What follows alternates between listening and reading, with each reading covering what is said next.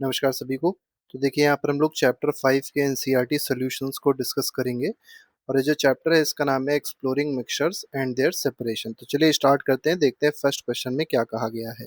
तो देखिए क्वेश्चंस थोड़े से बड़े हैं इस चैप्टर में। तो फर्स्ट क्वेश्चन कह रहा है which of the following mixture are correctly classified as homogeneous and heterogeneous.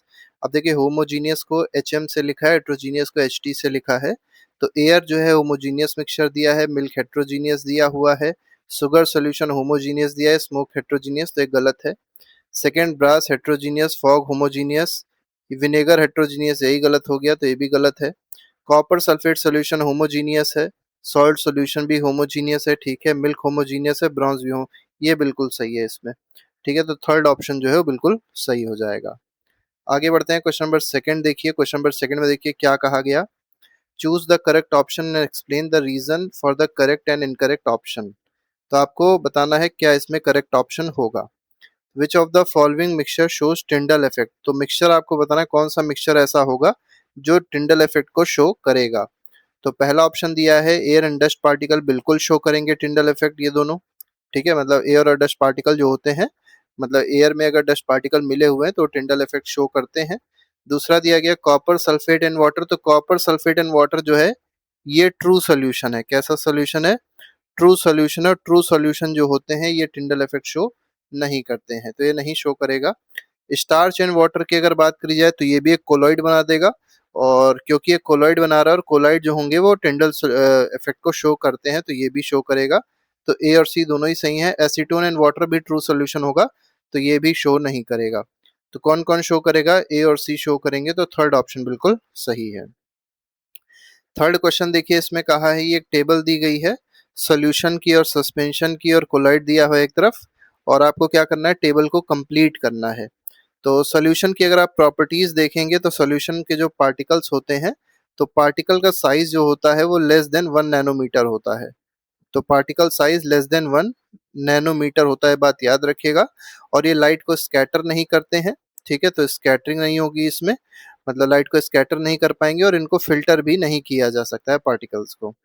Suspension में अगर आप देखेंगे तो सस्पेंशन में जो पार्टिकल का साइज होता है वो ग्रेटर देन 1000 नैनोमीटर होता है, बात याद रखिएगा।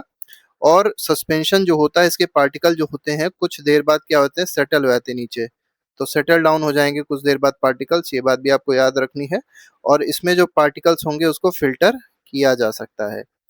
कोलॉइड में अगर आप देखेंगे, कोलॉइड के जो पार्टिकल होते हैं वो सॉल्यूशन और सस्पेंशन के साइज के बीच में होते हैं, मतलब 1 से 1000 नैनोमीटर तक अगर पार्टिकल्स हैं तो वो कोलॉइड के पार्टिकल्स होंगे, ठीक है। ये जो है ये सेटल नहीं होगा, सेटलमेंट इसमें नहीं होता है पार्टिकल्स का। और ये भी स्कैटरिंग करते हैं, बात याद रखिएगा। स्कैटरिंग कौन कौन करता है? कोलाइड और सॉल्यूशन, कोलाइड और ये जो सस्पेंशन था दोनों दोनों स्कैटरिंग कर रहे थे, लेकिन सबसे ज्यादा स्कैटरिंग सबसे अच्छे से कौन करता है? कोलाइड करता है, ठीक है। अब तीनों के एग्जांपल्स देख लेते हैं। तो जैसे सॉल्यूशन है तो इसमें सॉल्ट सॉल्यूशन हो जाएगा, ठीक है। शुगर सॉल्यूशन हो जाएगा, ग्लूकोज का सॉल्यूशन हो जाएगा। सस्पेंशन की बात करी जाए तो सैंड जो होता है, सैंड इन वाटर, तो सैंड इन वाटर जो है किसका एग्जांपल है? सस्पेंशन का एग्जांपल है। कोलाइड में आप देखेंगे तो कोलाइड में बहुत सारे मिल जाएंगे, मिल्क हो जाएगा, ठीक है। स्मोक हो जाएगा, स्मोक जो है ये भी एक तरीके का कोलाइड होता है। बटर जो होता है ये भी एक तरीके का कोलाइड होता है। क्वेश्चन नंबर फोर्थ देखिए, फोर्थ क्वेश्चन क्या कह रहा है। अ cake recipe uses dry ingredients. तो ये इंग्रेडिएंट्स कुछ यूज किए गए हैं, जैसे 75 ग्राम शुगर यूज करी गई for 420 gram of all purpose floor. तो देखिए यहाँ पर फ्लोर जो यूज किया गया 420 ग्राम था, शुगर 75 ग्राम थी, और 5 ग्राम जो है वो सोडियम हाइड्रोजन कार्बन मतलब बेकिंग सोडा है। Express the concentration of each component in the mixture using an appropriate method. तो आपको सभी का कंसेंट्रेशन बताना है क्या होगा। तो पहले तो आप क्या करिए, पूरा जो सोल्यूशन है टोटल मास पहले निकाल लीजिए, सोल्यूशन का क्या हो जाएगा। तो टोटल मास निकालने के लिए आपको 75 और 5 और 480 को ऐड करना पड़ेगा, तो 500 ग्राम आ जाएगा, ठीक। अब क्या करिए, शुगर का परसेंटेज निकालिए, शुगर का कंसेंट्रेशन क्या हो जाएगा। तो शुगर थी कितनी हमारे पास? 75 थी, तो 75 अपॉन 500 इंटू क्या कर दीजिए, 100 कर दीजिए। इसको आप सॉल्व करेंगे तो कितना परसेंटेज दे देगा? 15% देगा, ठीक। इसके बाद दूसरा क्या दिया गया था? दूसरा दिया गया था फ्लोर। फ्लोर मतलब आटा कितना यूज किया गया, तो फ्लोर जो है आटा देखें, मैदा देखें, तो तो ये कितना होगा, तो ये 420 हो जाएगा, डिवाइड बाय 420 था ना, हाँ 420 था, डिवाइड बाय 500 हो जाएगा, मल्टीप्लाई किससे कर देंगे, 100 से कर देंगे, कितना दे देगा, 84% दे देगा। अब आपको सिंपल सा काम करना है, 84 और 15 को ऐड कर दीजिए, तो 84 प्लस 15 99 हो जाएगा। तो बचा हुआ 1% किसका हो जाएगा, 1% हो जाएगा सोडियम हाइड्रोजन कार्बोनेट का। तो NaHCO3 जो है इसका कितना है, 1% है। चाहे तो आप इसको फॉर्मूले से भी निकाल सकते थे। अगला पार्ट इसमें कहा गया, ब्रास एलॉय है 70% कॉपर बाई मास। तो 70% कॉपर है इसमें, calculate the quantities of copper and zinc present in 120 gram of brass. तो 70% कॉपर है, लेकिन 70% किसका, तो 70/100 इंटू 120 अगर आप करेंगे तो इससे आपको क्या मिल जाएगा, कॉपर मिल जाएगा। तो देखिए ये कट गया और ये इससे कट गया, तो 12 7 जा 84, ठीक है। तो 80 कॉपर कितना आ गया, 84 ग्राम जो है ये कॉपर आ गया। अब बात करते हैं दूसरा क्या था, कॉपर के साथ होता है इसमें जिंक। अब जिंक कैसे निकलेगा, तो टोटल कितना था, 120 था, तो 120 में आप 84 को सब्ट्रैक्ट कर दीजिए, सब्ट्रैक्ट करेंगे कितना आ जाएगा, 36 ग्राम आ जाएगा। तो इस तरीके से हम लोग आसानी से कर सकते हैं। अगले क्वेश्चन पे आते हैं, the label on a cooking oil pack says 1 litre 910 ग्राम। तो 1 लीटर में 910 ग्राम ऑयल आता है। If this oil is mixed with water, अब इसको क्या कर दिया गया है, वाटर के साथ मिक्स कर दिया गया है। Will it form a separate layer, क्या ये एक सेपरेट लेयर बना देगा, बिल्कुल बना देगा सेपरेट लेयर। क्योंकि देखिए वाटर की जो डेंसिटी होती है वो कितनी होती है, 1000 होती है, ग्राम पर लीटर होती है। और यहाँ पर आप डेंसिटी देख रहे हैं कितनी आ रही है, 910 ग्राम पर लीटर आएगी। इसका मतलब डेंसिटी में डिफरेंस, और जब डेंसिटी में डिफरेंस होता है तो जो भारी चीज होती है, मतलब जो ज्यादा डेंस चीज होती है वो नीचे चली आती है। तो वाटर नीचे चला आएगा और जो ऑयल होगी वो ऊपर तैरेगी, फ्लोट करेगी, ठीक है। अब क्या कहा गया, if if so which substance will be on top, तो टॉप पे क्या होगा, टॉप पे आपको पता है ऑयल फ्लोट करेगी, तो ऑयल टॉप पे होगी। How will you separate these two layers, तो इनको सेपरेट करने के लिए हम लोग क्या कर सकते हैं, सेपरेटिंग फनल यूज कर सकते हैं। क्या यूज कर सकते हैं, सेपरेटिंग फनल मेथड को हम लोग यूज कर सकते हैं। अब इसका डायग्राम बताना है। डायग्राम में आप यहाँ देख सकते हैं, देखिए डायग्राम बना हुआ है, ठीक है। इसमें जो सेपरेटिंग फनल लिया गया है वही यहाँ पर दिखाया गया है। इसमें देखिए हमारे पास जो है वो ऑयल ऊपर आप दिखाई पड़ रहा होगा, मस्टर्ड ऑयल है, नीचे वाटर है। यहाँ पे स्टॉप कॉक लगा होता है, इसको खोल दिया जाता है स्टॉप कॉक को, तो वाटर जो होगा पूरा का पूरा इस बीकर में चला आएगा। और स्टॉप कॉक को तब बंद किया जाएगा जब ऑयल आने वाला होगा इस बीकर के अंदर, तो उससे पहले ही जो स्टॉप कॉक है उसको बंद कर दिया जाएगा। हालांकि इसको एवापोरेशन से भी कर सकते थे, लेकिन ये ज्यादा अच्छा मेथड रहेगा। तो ये आपका क्या है, सेपरेशन ऑफ इमिक्सिबल लिक्विड, ऐसे लिक्विड्स जो एक दूसरे में मिक्स नहीं होते हैं उनके लिए सेपरेटिंग फनल को यूज किया जाता है। क्वेश्चन नंबर 6 देखिए, 6 क्वेश्चन क्या कह रहा है, असर्शन कह रहा है solution do not exhibit the टिंडल effect. तो सॉल्यूशन जो होते हैं वो एग्जिबिट नहीं करते टिंडल इफेक्ट को, बिल्कुल सही बात है। The particles in the solution are larger than 100 nanometre, बिल्कुल गलत बात है।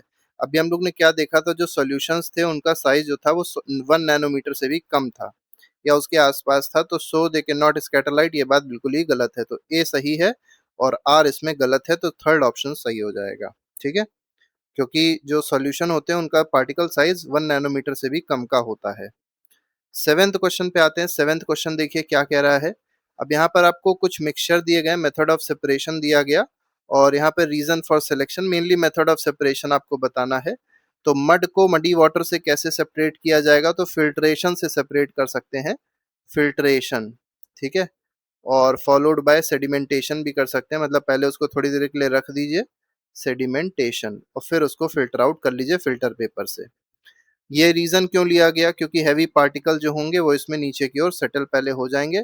तो हैवी पार्टिकल जो है वो क्या हो जाएंगे, सेटल हो जाएंगे नीचे, ठीक है। और फिर पार्टिकल क्योंकि बड़े थे तो फिल्टर पेपर से आसानी से फिल्टर हो सकते हैं। प्लाज्मा फ्रॉम अदर कंपोनेंट्स, तो इसके लिए जो मेथड यूज किया जाएगा वो सेंट्रीफ्यूगेशन होगा, सेंट्रीफ्यूगेशन हो जाएगा, बताया था इसके बारे में नोट्स में।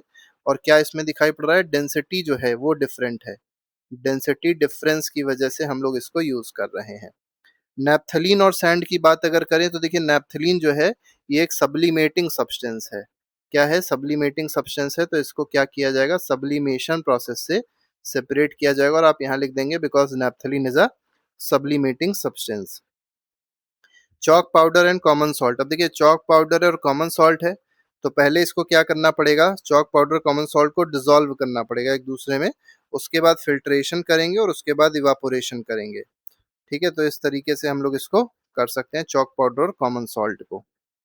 आगे बढ़ते हैं, अगला क्या दिया गया, कॉमन सॉल्ट और वाटर है। तो कॉमन सॉल्ट और वाटर में क्या कर सकते हैं, इवापोरेशन कर सकते हैं। क्या कर सकते हैं, इवापोरेट कर देंगे। तो इवापोरेशन के बाद क्या हो जाएगा, जो वाटर है वो उड़ जाएगा और कॉमन सॉल्ट केवल बचा रह जाएगा। ऑयल और वाटर जो है इसका भी हम लोग ने देखा ही था, सेपरेटिंग फनल मेथड था, उससे कर रहे थे क्योंकि ये दोनों इमिक्सिबल लिक्विड्स हैं। पिगमेंट्स फ्रॉम फ्लावर्स, देखिए पिगमेंट को जब भी सेपरेट करना होता है, मतलब कलर्ड सब्सटेंसेस को सेपरेट करने के लिए जो प्रोसेस यूज किया जाता है उसको बोलते हैं क्रोमेटोग्राफी। तो यहाँ पे क्या यूज किया जाएगा, यहाँ पे जो मेथड आएगा वो क्या आ जाएगा, क्रोमेटोग्राफी आ जाएगा, क्रोमेटोग्राफी। ठीक है, तो इस तरीके से हम लोग इसको सेपरेट कर सकते हैं।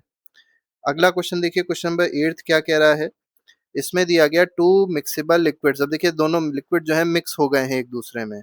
अभी हम लोग ने सेपरेटिंग फनल में क्या देखा था कि जो लिक्विड्स थे वो मिक्स नहीं हो पा रहे थे एक दूसरे में। अब यहाँ पे लिक्विड एक दूसरे में मिक्स हो गए हैं। ये मिक्सचर प्रेजेंट है, बॉइलिंग पॉइंट ऑफ ए का बॉइलिंग पॉइंट 60 डिग्री है और बी का बॉइलिंग पॉइंट 90 डिग्री है।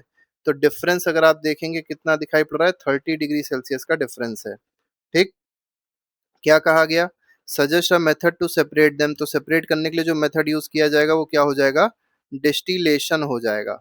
अब अगर यही टेम्परेचर 25 डिग्री से कम होता, टेम्परेचर डिफरेंस 25 डिग्री से कम होता, तब हम लोग फ्रैक्शनल डिस्टिलेशन लेते हैं। Draw the label diagram of the method suggested. अब देखिए डायग्राम इसका कैसे बनेगा वो भी दिखा देते हैं आपको। तो देखिए ये पूरा का पूरा डायग्राम है आपका, इसमें आप देख सकते हैं यहाँ पर हम लोग ने जो सोल्यूशन लिया उसमें दो चीजें हैं, एसीटोन है और वाटर है। ठीक है, ये वायर गॉज लगाए इसके ऊपर रखते हैं इसको, और नीचे से क्या कर रहे हैं, बर्नर से हीट कर रहे हैं। जब हीट करते हैं तो क्या होता है, यहाँ से चीजें मतलब लिक्विड में, लिक्विड जो होगा वो गैसियस फॉर्म में कन्वर्ट हो जाएगा, जिसकी बॉइलिंग पॉइंट पहले ज्यादा है वो पहले कन्वर्ट हो जाएगा और वो इधर आ जाएगा इस वाले बीकर में, मतलब ये जो आपको ट्यूब दी गई है इसमें आएगा। और इस ट्यूब में क्या है, ठंडा पानी डाला आ रहा है तो ये कंडेंस हो जाएगा। और जब ये कंडेंस होगा तो धीरे धीरे करके क्या होगा, कंडेंस मतलब लिक्विड में चेंज हो जाएगा गैस। और इस वाले बीकर में जो एसीटोन है, क्योंकि उसका जो बॉइलिंग पॉइंट था वो कम था, कम वाला पहले पहुंचेगा, ज्यादा वाला जिसका बॉइलिंग पॉइंट तो नीचे ही पहले रहेगा। जो कम वाला है पहले यहाँ से उड़ेगा और गैस में कन्वर्ट होके इस बीकर में, या ये कह सकते हैं इस टेस्ट ट्यूब में पास होता हुआ लिक्विड में कन्वर्ट होता हुआ कहाँ पहुंच जाएगा, इस कोनिकल फ्लास्क में फिर से आ जाएगा। तो इधर बचेगा केवल एसीटोन और यहाँ क्या बचेगा, केवल वाटर बचेगा। तो इस तरीके से हम लोग इसको समझ सकते हैं। अगले पे आते हैं, क्वेश्चन नंबर 9 दिया गया, compare evaporation, crystallisation and distillation. तो तीनों को कंपेयर करना है, ये आपको बताना है कंपैरिजन कैसे होगा। In which situation would you prefer each of these over others. तो देखिए इवापोरेशन में क्या होता है, इवापोरेशन जो है, इवापोरेशन में हम लोग क्या मिलता है, हम लोग को सॉलिड मिलता है। क्या मिलता है, हम लोग को सॉलिड मिलेगा। जैसे सॉल्ट है, सॉल्ट को सेपरेट करना है वाटर से तो सॉल्ट बचेगा और वाटर जो है वो इवापोरेट हो जाएगा। क्रिस्टलाइजेशन में अगर आप देखेंगे तो प्योर सॉलिड मिलता है, यहाँ पे क्या मिलता है, इसमें प्योर सॉलिड मिलता है। और डिस्टिलेशन में क्या होता है, यहाँ पर अगर आप देखेंगे तो लिक्विड्स को सेपरेट कर दिया जाता है। ठीक है, मिक्सिबल लिक्विड्स को क्या कर दिया जाता है, सेपरेट कर दिया जाता है। तो इस तरीके से आप कंपैरिजन कर सकते हैं। ठीक है, अब क्या कब किसको प्रेफर किया जाएगा वो डिपेंड करता है कि हम लोग की सिचुएशन क्या है। अगला क्वेश्चन देखिए क्या कह रहा है, blood is an example of colloidal mixture. ठीक है, what would happen if blood behaved like a true suspension inside the body। अब देखिए ब्लड जो है, देखिए बहुत अच्छा क्वेश्चन है ये, इसमें मेनली पूछना चाह रहा है what would happen if blood behaved like a true suspension inside the body. मतलब अगर ब्लड जो था वो कोलॉइड की जगह सस्पेंशन बन जाता तो क्या हो जाता। तो देखिए उस केस में होता ये कि जो ब्लड के सेल्स होते हैं, मतलब जो पार्टिकल्स होते हैं जो ब्लड सेल्स के फॉर्म में प्रेजेंट है हमारे बॉडी में, वो क्या हो जाते, सेटल हो जाते। वो नीचे की ओर थोड़ी देर बाद क्या होते, सेटल, लेकिन सेटल तो होते नहीं है। और ब्लड जो है वो लेयर में सेपरेट हो जाता है, अलग अलग लेयर्स अलग अलग हो जाती है ब्लड में, जिसकी वजह से ब्लड जो है वो ब्लड वेसल्स में आसानी से फ्लो ना कर पाता। In a blood sample identify the dispersed phase and dispersion medium. अब आपको बताना है डिस्पर्स्ड फेज क्या होगा, डिस्पर्जन मीडियम होगा, क्या होगा। तो डिस्पर्स्ड फेज जो होते हैं, जो ब्लड सेल्स होते हैं, ठीक है, डिस्पर्स्ड फेज जो होंगे वो ब्लड सेल्स होते हैं। ब्लड सेल्स का मतलब एक तरीके से जो सॉल्यूट इसमें है उसी को डिस्पर्स्ड फेज कहते हैं। और डिस्पर्जन मीडियम जो होता है जिसमें वो तैरते हैं तो वो प्लाज्मा होता है। ये मेनली लिक्विड पोर्शन होता है ब्लड का। ठीक है, आगे बढ़ते हैं, क्वेश्चन नंबर 11th पे आते हैं। 11th क्वेश्चन देखते हैं क्या कह रहा है। अब 11th क्वेश्चन में देखिए दिया गया, you are given mixture of sand, common salt and naphthalene. तो एक में सैंड दे दी, एक में कॉमन सॉल्ट दे दिया, एक में नैप्थलीन दे दी। Figure 5.25 B depicts various step used to separate the component. तो सैंड है, कॉमन सॉल्ट है, नैप्थलीन है। ठीक है, identify and write down the correct sequence of separation techniques. तो जो सेपरेशन टेक्निक है उसका करेक्ट ऑर्डर क्या होना चाहिए आपको बताना है। तो देखिए सबसे पहले हम क्या करेंगे, सबसे पहले नैप्थलीन को सेपरेट करने के लिए सब्लीमेशन करेंगे। तो पहला स्टेप क्या हो जाएगा, सब्लीमेशन हो जाएगा। और सब्लीमेशन से क्या होगा, नैप्थलीन जो है वो सेपरेट हो जाएगा। इसके बाद अब देखिए सब्लीमेशन से नैप्थलीन खत्म हो गया, अब क्या बचा, सैंड और कॉमन सॉल्ट बची। अब सैंड और कॉमन सॉल्ट के लिए क्या करना पड़ेगा, इन दोनों के लिए करना ये पड़ेगा कि पहले हम क्या करेंगे, वाटर मिक्स करेंगे या वाटर में डिसोल्यूशन करेंगे, मतलब सैंड और कॉमन सॉल्ट का। फिर क्या करेंगे, इसके बाद वाटर में डिसोल्यूशन करेंगे मतलब मिक्सिंग करेंगे। ठीक है, और फिर क्या कर देंगे, फिल्ट्रेशन कर देंगे। अब फिल्ट्रेशन करने से क्या होगा, सैंड जो है वो अलग हो जाएगी और जो कॉमन सॉल्ट और वाटर का मिक्सचर था वो अलग हो जाएगा। ठीक, तीसरा प्रोसेस जो हम लोग लेके आएंगे वो इवापोरेशन लेके आएंगे। अब इवापोरेशन से क्या होगा, इवापोरेशन से होगा ये कि वाटर अलग हो जाएगी और हमारा सॉल्ट है वो अलग हो जाएगा। लेकिन अभी सॉल्ट बिल्कुल प्योर तो मिला नहीं होगा, तो हमको क्या करना पड़ेगा, क्रिस्टलाइजेशन भी यहाँ पे कर देंगे और प्रोसेस इस तरीके से हो जाएगा। ठीक है, तो इस तरीके से हम आप यहाँ पे कर सकते हैं, करेक्ट सीक्वेंस यही हो जाएगा। Why is distillation an effective method for separating a mixture of water and acetone? तो अभी आपने वाटर एसीटोन का एग्जांपल भी देखा था। तो उस केस में डिस्टिलेशन क्यों यूज किया जाता है, ये आपको बताना है कि वाटर और एसीटोन को सेपरेट करने के लिए डिस्टिलेशन क्यों यूज करते हैं। तो पहली चीज ये है कि वाटर और एसीटोन जो होते हैं ये एक दूसरे में मिक्सिबल होते हैं, घुल जाते हैं। ठीक है, ये पहली चीज तो ये है कि दोनों एक दूसरे में मिक्सिबल हैं। और दूसरा क्या है कि दोनों की जो बॉइलिंग पॉइंट है वो डिफरेंट है। दूसरा क्या है, दोनों की बॉइलिंग पॉइंट जो है डिफरेंट है। अब बात आती है डिस्टिलेशन को क्यों यूज किया, फ्रैक्शनल डिस्टिलेशन को क्यों नहीं यूज किया। क्योंकि एसीटोन आप देखेंगे, एसीटोन का जो बॉइलिंग पॉइंट होता है अप्रोक्सीमेटली 56 डिग्री सेल्सियस होता है और वाटर का होता है 100 डिग्री सेल्सियस। तो अगर आप डिफरेंस निकालेंगे तो अप्रोक्सीमेट डिफरेंस जो आएगा 44 डिग्री सेल्सियस का डिफरेंस आएगा, जो कि 25 से बहुत ज्यादा है। और 25 से 25 डिग्री ज्यादा है, इसलिए हम लोग डिस्टिलेशन प्रोसेस को यूज करते हैं। जिससे एसीटोन पहले वेपराइज हो जाता है, वेपर को कूल किया जाता है और दूसरे फ्लास्क में उसको सेपरेट आउट कर लिया जाता है, उसको मतलब ऑब्टेन कर लिया जाता है। और वाटर जो होता है वो पहले ही फ्लास्क में रिमेन रहता है। आगे बढ़ते हैं, 13th क्वेश्चन देखिए। 13th क्वेश्चन में क्या कहा गया, आंसर द फॉलोइंग क्वेश्चन। तो देखिए आपको यहाँ पर कुछ टेम्परेचर दिया है और यहाँ पर टेम्परेचर के साथ में सॉल्युबिलिटी दे दी गई है। अब पूछा क्या गया, what mass of potassium nitrate would be needed to prepare its saturated solution in 50 gram of water at 40 degree Celsius. तो बहुत अच्छा क्वेश्चन है, इसके लिए आपको दो चीज देखनी पड़ेगी, 40 डिग्री सेल्सियस और पोटेशियम नाइट्रेट को देखिए। तो पोटेशियम नाइट्रेट हो गया 40 डिग्री सेल्सियस, मतलब ये 62 देखिए। इसका मतलब क्या है कि 100 ग्राम वाटर जो है उसकी सॉल्युबिलिटी, मतलब 100 ग्राम वाटर में जो पोटेशियम नाइट्रेट की सॉल्युबिलिटी है वो 62 ग्राम की है। अब बोला गया कि सॉल्यूशन जो था सैचुरेटेड सॉल्यूशन 50 ग्राम का है। तो यूनिटरी मेथड लगा लीजिए, तो 100 ग्राम में सॉल्युबिलिटी कितने की थी, 62 की थी। तो यहाँ पे 50 ग्राम में सॉल्युबिलिटी कितने की हो जाएगी, अब इसका आधा हुआ तो इसका भी आधा हो जाएगा, तो 62/2 मतलब 31 ग्राम की सॉल्युबिलिटी यहाँ पर देखने को मिलेगी। अगला क्वेश्चन देखिए, अगले क्वेश्चन में क्या कहा गया है, a student makes a saturated solution of potassium chloride in water at 80 degree Celsius. तो पोटेशियम क्लोराइड देख लीजिए 80 डिग्री सेल्सियस मतलब 54 वाला देख लीजिए, and leaves the solution to cool at room temperature 25 degree Celsius. और फिर उसको ठंडा होने दिया है और 25 डिग्री सेल्सियस तक वो पहुंच गया। What would she observe as solution cools.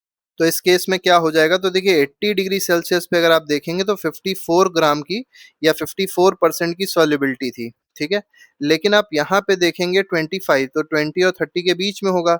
तो मान लीजिए अप्रोक्सीमेट 36 के आसपास सॉल्युबिलिटी होगी। तो पहले सॉल्युबिलिटी इतनी थी तो ज्यादा उसके अंदर सॉल्ट डिसॉल्व हो चुका था पोटेशियम क्लोराइड। अब जब टेम्परेचर कम हुआ तो सॉल्ट जो है वो कम डिजोल्व हो पाएगा, तो एक्सेस जो सॉल्ट बचेगा वो क्या हो जाएगा, क्रिस्टल के फॉर्म में क्रिस्टलाइज हो जाएगा, मतलब क्रिस्टल्स के फॉर्म में उसका फॉर्मेशन हो जाएगा। ठीक है, तो क्रिस्टल्स के फॉर्म में वो क्रिएट हो जाएगा। ये आपको यहाँ पर लिखना पड़ेगा कि एक्सेस सॉल्ट जो होगा वो क्रिस्टलाइज हो जाएगा, क्रिस्टलाइज हो जाता है, बात आपको पता होनी चाहिए। थर्ड पार्ट देखिए, इसका थर्ड पार्ट क्या कह रहा है, what is the effect of change in temperature on solubility of salts. तो सॉल्ट्स के केस में सॉल्युबिलिटी क्या होती है, देखिए टेम्परेचर अगर आप बढ़ाते हैं तो आपको पता है सॉलिड्स में सॉल्युबिलिटी जो होती है वो भी बढ़ जाती है। ठीक है, also compare the changes in solubility of 4 given salt with increasing temperature from 10 degree to. अब देखिए कंपेयर करनी है सॉल्युबिलिटी को, तो सॉल्युबिलिटी जो है अलग अलग चीज के हिसाब से अलग अलग है। जैसे कहाँ से कहाँ तक में देखनी है, 10 से 80 में, तो ये वाला 10 वाला हो जाएगा, ये 80 वाला हो जाएगा, इन दो टेबल को केवल देखना है। ठीक है, तो देखिए 10 डिग्री सेल्सियस में जो पोटेशियम नाइट्रेट थी उसकी सॉल्युबिलिटी 21 थी, और 80 पे 167, देखिए कितना ज्यादा इंक्रीज हो रहा है, तो यहाँ पे क्या देखने को मिल रहा है, शार्प इंक्रीज देखने को मिल रहा है इसमें। ठीक है, ये शार्प इंक्रीज देखने को मिला। सोडियम क्लोराइड में अगर देखा जाए तो यहाँ 36 थी, यहाँ 37 आई, मतलब कोई बहुत ज्यादा चेंज देखने को नहीं मिल रहा है, तो ऑलमोस्ट ये क्या है, कांस्टेंट है। तो यहाँ पे सॉल्युबिलिटी क्या रह रही है, अप्रोक्सीमेट कांस्टेंट ही रह रही है।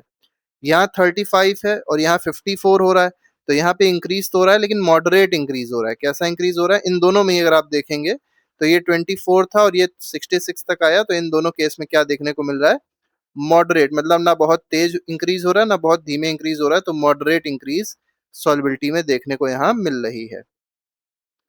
14th क्वेश्चन पे आते हैं। 14th क्वेश्चन में देखिए क्या कहा गया, student A B C are preparing sugar solution for an experiment. Sugar a student A dissolve 20 gram of sugar in 80 gram of water. B ने क्या किया, ये काम किया, सी ने काम किया। Mass percentage of concentration of sugar in each student. देखिए तीनों के केस में हमको मास परसेंटेज बताना है, तो देखिए बहुत आसान है। तो पहले केस में देखा जाएगा तो 20 अपॉन क्या हो जाएगा, देखिए मास ऑफ शुगर ले लीजिए, अपॉन दोनों का एडिशन, मतलब सोल्यूशन का मास तो हो जाएगा 100 इंटू 100, तो कितना आ गया, 20% आ गया किसका, ए वाले का। बी वाले पे देखिए, बी वाले पे क्या हो जाएगा, बी वाले पे आ जाएगा 20 अपॉन 20 प्लस 100 क्या हो जाएगा, 120 इंटू क्या हो जाएगा, 100 हो जाएगा। ये कितना बन जाएगा, 16.67% हो जाएगा। सी वाले में अगर देखेंगे तो सी वाला क्या हो जाएगा, सी वाला हो जाएगा, देखिए ये 30 है और ये 80 है, तो 30 अपॉन 110 इंटू 100। ठीक है, ये कितना हो जाएगा, 27% अप्रोक्सीमेट हो जाएगा, 27.3% अप्रोक्सीमेट हो जाएगा। अब पूछा क्या गया, who solution is most concentrated. तो सबसे ज्यादा कंसेंट्रेशन किस सोल्यूशन का है, सी वाले का ही तो है, तो सबसे कम किसका है, बी वाले का है, यही पूछा गया था इसमें। अब यहाँ पे आइए लास्ट क्वेश्चन, 15th क्वेश्चन में देखिए क्या कहा गया। देखिए इस क्वेश्चन में क्या कहा गया, एग्जामिन द फिगर 5.26। तो ये आपको फिगर दिया गया है। अब इसमें पूछा गया, identify the separation technique marked at S. तो ये जो एस टेक्निक है कौन सी है, तो अभी हमने इसी टेक्निक को देखा था। ये टेक्निक कौन सी है, ये डिस्टिलेशन है। कौन सी टेक्निक है, ये डिस्टिलेशन हो रहा है इसमें। ठीक है, टू मिक्सेबल लिक्विड्स को सेपरेट करने के लिए टेक्निक होती है। अब क्या कहा गया, label apparatus A B C. अब यहाँ पर ए बी सी जो अपरेटस है उसको लेबल करना है। तो ए जो है ये क्या है, तो इसको बोलते हैं डिस्टिलेशन फ्लास्क। क्या बोलेंगे इसको, डिस्टिलेशन फ्लास्क बोलेंगे। बी जो है, बी मतलब ये क्या कर रहा था, जो गैस आ रही थी उसको कंडेंस कर रहा था और लिक्विड में कन्वर्ट कर रहा था, तो एक कंडेंसर कहलाता है। क्या कहलाएगा, कंडेंसर कहलाएगा। और जो सी है, सी जो है ये वाला फ्लास्क जो है, ये रिसीविंग फ्लास्क या रिसीवर फ्लास्क इसको बोल सकते हैं। ठीक है, RECEIVING, रिसीविंग फ्लास्क है ये। अगला देखिए क्या कहा गया, विच of the following mixture can be separated by technique identify above. तो हम लोग ने जो टेक्निक देखी उसमें से कौन से मिक्सचर को सेपरेट किया जा सकता है, तो ऐसे मिक्सचर को सेपरेट कर सकते हैं जिनका बॉइलिंग पॉइंट टेम्परेचर क्या हो, डिफरेंस बॉइलिंग पॉइंट टेम्परेचर का 25 डिग्री से ज्यादा का हो, और दोनों लिक्विड होने चाहिए, सॉलिड नहीं होने चाहिए, बात याद रखिएगा। पहला वाटर और एसीटोन है, इसमें 44 डिग्री का आया था, इसको तो सेपरेट कर ही सकते हैं, हमने देखा था। वाटर और सॉल्ट, देखिए सॉल्ट जो है सॉलिड है तो बिल्कुल नहीं सेपरेट कर सकते, सैंड और सॉल्ट ये भी नहीं कर सकते। एसीटोन और अल्कोहल की बात अगर करी जाए तो देखिए एसीटोन का जो है ये अप्रोक्सीमेट 56 होता है। और एल्कोहल का आप अगर देखेंगे तो ये कितना होता है, 78 के आसपास होता है। तो यहाँ पे जो डिफरेंस देखने को मिलेगा वो 22 डिग्री सेल्सियस का देखने को मिलेगा। तो इसके लिए फ्रैक्शनल डिस्टिलेशन तो इसको भी नहीं कर सकते, इसको फ्रैक्शनल डिस्टिलेशन से किया जाएगा। ठीक है। ई वाला देखिए, ई वाला क्या है, ई वाले में एल्कोहल और क्लोरोफॉर्म है, तो एल्कोहल का हो जाएगा 78 और क्लोरोफॉर्म का होता है 61 के आसपास, यहाँ देखिए दिया ही हुआ है। तो क्या कर डिफरेंस आप निकालेंगे तो अप्रोक्सीमेट 17 डिग्री आ जाएगा।